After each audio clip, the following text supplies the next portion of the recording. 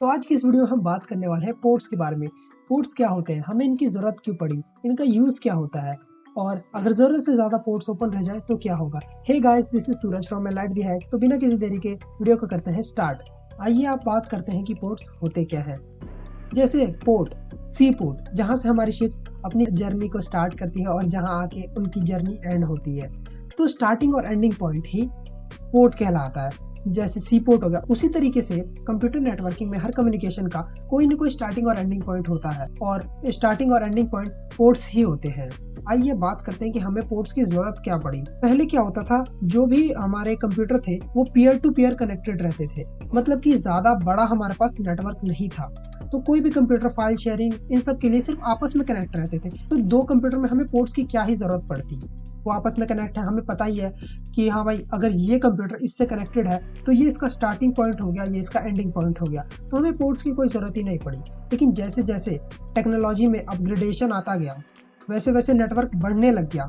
जिस हिसाब से हमारा नेटवर्क इवॉल्व हुआ, उसी हिसाब से जो हमारे कंप्यूटर थे वो नेटवर्क से कनेक्ट होने लग गए, जिसकी वजह से हमें पोर्ट्स की रिक्वायरमेंट पड़ गई। अब पोर्ट्स की रिक्वायरमेंट हमें पड़ी क्यों, पोर्ट्स करते क्या है, बेसिकली यही सवाल आ रहा होगा आपके दिमाग में। तो पोर्ट्स क्या करते हैं, पोर्ट सर्विसेज को आइडेंटिफाई करते हैं, पोर्ट सर्विसेज को डिफरेंशिएट करते हैं।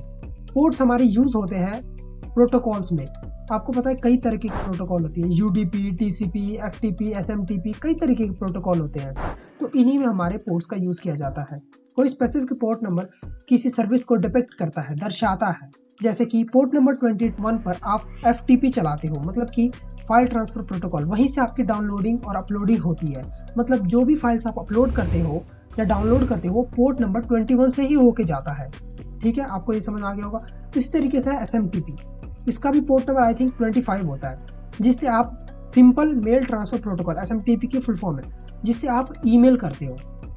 ठीक है, इसी तरीके से हमारा पोर्ट नंबर 80 है, जो एचटीटीपी की रिक्वेस्ट में यूज होता है। इसी तरीके से HTTPS की रिक्वेस्ट में पोर्ट नंबर 443 यूज होता है। ऐसे ही हमारे पास बहुत सारे पोर्ट्स हैं। There are total 65,000, around 65,000 ports available on the internet. अब आप समझ गए पोर्ट्स कितने सारे, लेकिन घबराइए मत, आपको सारे याद करने की जरूरत नहीं है। मैं तो बोलूँगा आपको याद करने की जरूरत ही नहीं है, बस आपको ये समझना है पोर्ट्स होते क्या है। जैसे मैंने आपको बता दिया, FTP, SMTP, HTTP, HTTPS और भी कई सारे पोर्ट्स होते हैं, पर आपको ये याद करने की बिल्कुल भी ज़रूरत नहीं है। सिर्फ आपको ये पता होना चाहिए पोर्ट्स काम क्या करते हैं, फिर आपके दिमाग में सारी चीज़ें धीरे धीरे आने लग जाएंगी। अब हम बात करते हैं कि अगर ज़रूरत से ज़्यादा पोर्ट्स ओपन रह जाए तो क्या होगा।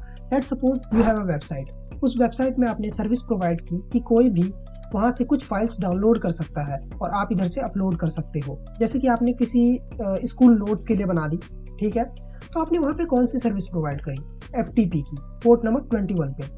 तो इसका मतलब आपने पोर्ट नंबर 21 ओपन रख दिया ताकि आपके यूज़र्स वहाँ से चीज़ें डाउनलोड कर पाए। आप जो भी वहाँ पे अपलोड करो वो आपके यूज़र्स डाउनलोड कर पाए पोर्ट नंबर 21 से।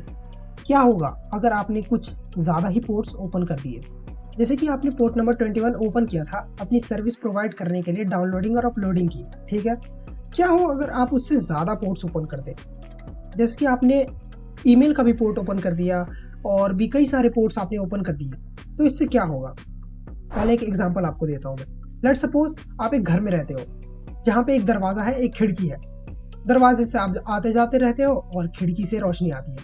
और वहीं दूसरी तरफ एक और घर है जिसमें 4 दरवाजे हैं, 8 खिड़कियाँ हैं। तो इससे क्या होगा, अगर आप एक दरवाजे से आ रहे हो, दूसरे से जा रहे हो, उससे कोई फर्क नहीं पड़ता है। लेकिन अगर ज़्यादा दरवाजे और ज़्यादा खिड़कियाँ होंगी तो उससे होगा क्या। मान लीजिए कई बार आप खिड़की बंद करना भूल जाओगे, कई बार उस खिड़की से ऐसा हो सकता है कि कोई चोर घुस जाए अंदर, चोरी कर ले।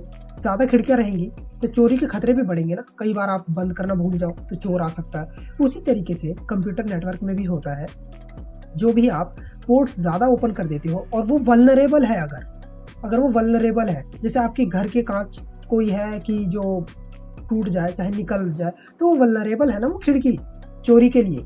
उसी तरीके से आपकी जो वेबसाइट है, अगर आपने उसमें ज़्यादा ही पोर्ट्स ओपन कर दिए तो वो वेबसाइट हो जाएगी वल्नरेबल।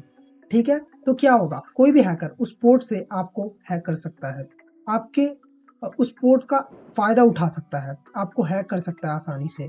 अगर उस पोर्ट में कोई वल्नरेबिलिटी हो सकता है आप जो पोर्ट यूज़ कर रहे हो, आपने जो सर्विस यूज़ कर रखी हो, वो पुरानी सर्विस हो। जैसे मान लीजिए मेल की कोई सर्विस नई आ चुकी है, मेल जैसे SMTP 5.0 आ गया, लेट सपोज SMTP 5.0, और अभी तक आप 3.0 यूज़ कर रहे हो। 5.0 क्यों आया? 3.0 में कुछ वल्नरेबिलिटी होगी ना, तभी तो आया 5.0। उसके बाद 4.0 भी आया होगा, तभी 5.0 आया। तो मान लीजिए आप इतनी पुरानी यूज़ करें तो कितनी वल्नरेबिलिटी होगी उसके अंदर, तो आप हैक हो सकते हो। इसीलिए ज़्यादा पोर्ट्स हमें ओपन नहीं करने चाहिए। तो गाइज आई थिंक आपको इस वीडियो से समझ आ गया होगा कि ज़्यादा पोर्ट्स ओपन करने से क्या होता है, पोर्ट्स क्या होते हैं, पोर्ट्स का यूज़ क्या होता है, और पोर्ट्स की ज़रूरत हमें क्यों पड़ी। मैं मिलता हूँ आपसे नेक्स्ट वीडियो में, तब तक के लिए see ya, have a good day, bye.